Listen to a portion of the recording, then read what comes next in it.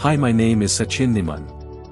And today, I'm going to show you how I automated the entire Windows installation process using one script, a GUI dashboard, and 0 third-party tools.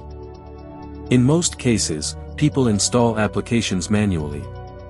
They double-click each installer, wait, click Next, agree, finish. Again and again. This approach breaks easily.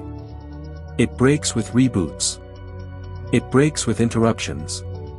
And it completely breaks at scale. What we need is not faster clicking. What we need is control.